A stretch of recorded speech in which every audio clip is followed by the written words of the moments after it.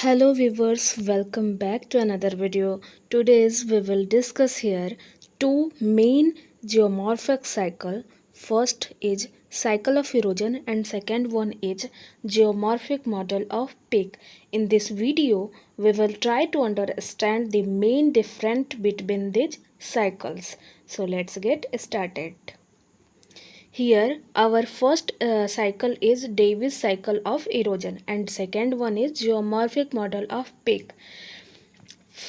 Davis cycles is a very old cycle of erosion according to the geomorphic model of peak.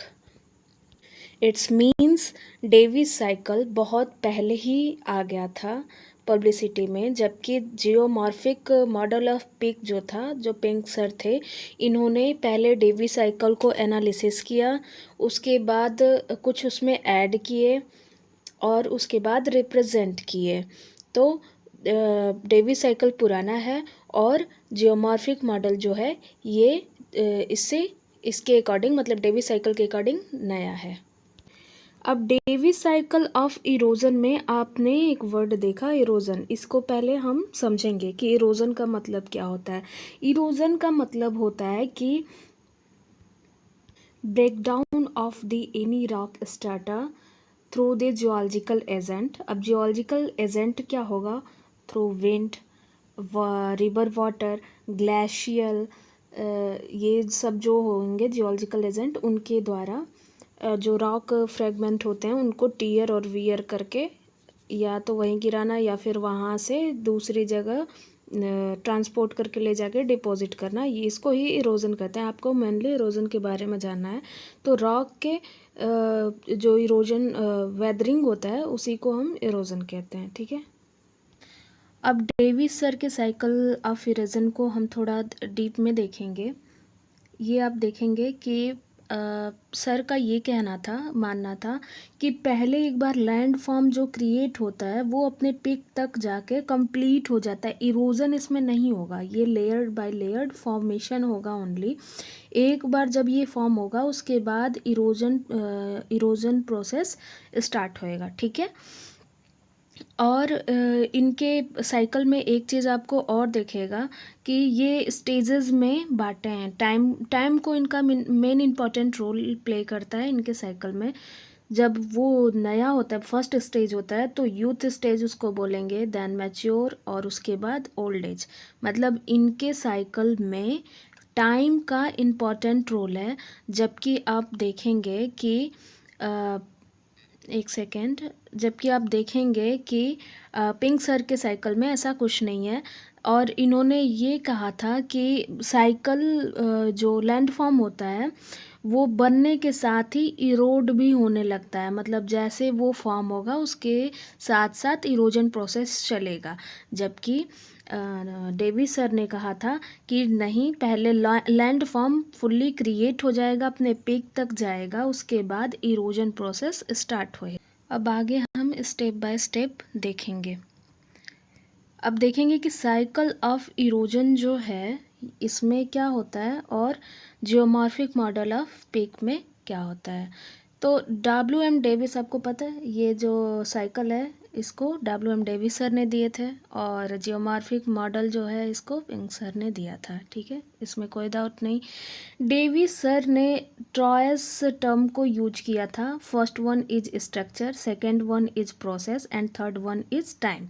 तो इन्होंने ये कहा था कि कोई भी लैंड फॉर्म जब क्रिएट होता है तो पहले उसके स्ट्रक्चर को देखना, देन उसकी प्रोसेस फॉर्मेशन कैसे हो रही है, ठीक है, और टाइम लगता है। कि आपने देखा ना, जैसे ओल्ड नहीं, youth, mature and old age, तो ये स्टेजेस होते हैं। जबकि पिक सर का ऐसा कोई मानना नहीं है। इन्होंने कहा बस कि intensity of endogenic and exogenic force, उन्होंने कहा कि इंटेंसिटी होती है इंडोजेनिक फोर्सेस के और एक्सोजेनिक फोर्सेस के। अब इंडोजेनिक फोर्सेस क्या होता है, एक्सोजेनिक फोर्सेस क्या होता है? इंडोजेनिक फोर्सेस वो फोर्स होते हैं जो कि अर्थ सरफेस के इंटरनली वर्क करता है, लाइक वॉल्केनो एक्टिविटीज़, अर्थक्वेक, ये सारे जो हैं ये एंडोजेनिक हैं। और एक्सोजेनिक फोर्सेस क्या होते हैं, जो बाहरी परफॉर्म करते हैं, like erosion, weathering, transportation, deposition. तो ये क्या होता है, ये एक्सोजेनिक फोर्सेस होते हैं, उनके कारण होते हैं। अगर आपको एंडोजेनिक और एक्सोजेनिक फोर्सेस पे लॉन्ग वीडियो देखना है तो आप मेरी प्रीवियस वीडियो को चेकआउट कर सकते हैं, जिसमें हमने बहुत अच्छे से एंडोजेनिक और एक्सोजेनिक फोर्स को एक्सप्लेन किया है। बाकी आगे देखते हैं।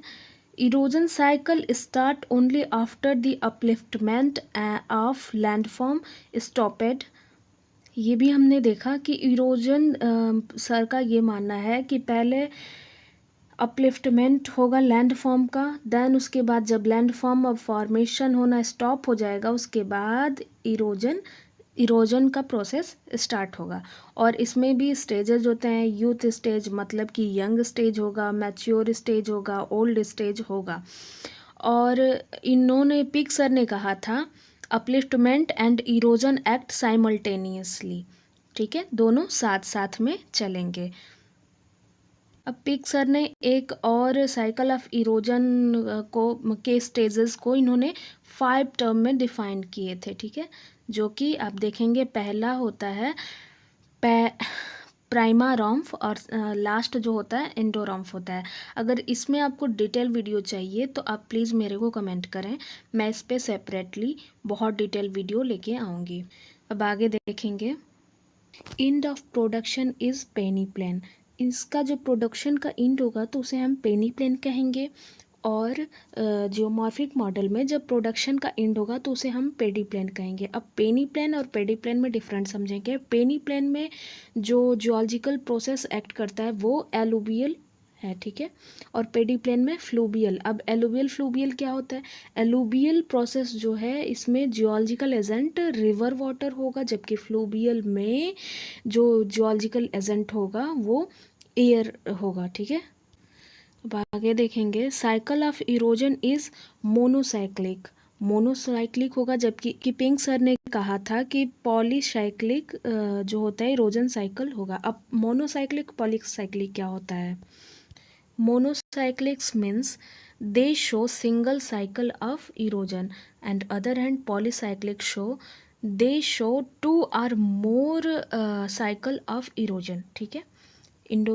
पॉलीसाइक्लिक और मोनोसाइक्लिक में अब कोई डाउट नहीं होएगा, ठीक है। अब आगे हम देखेंगे। Landform developed is a time dependency.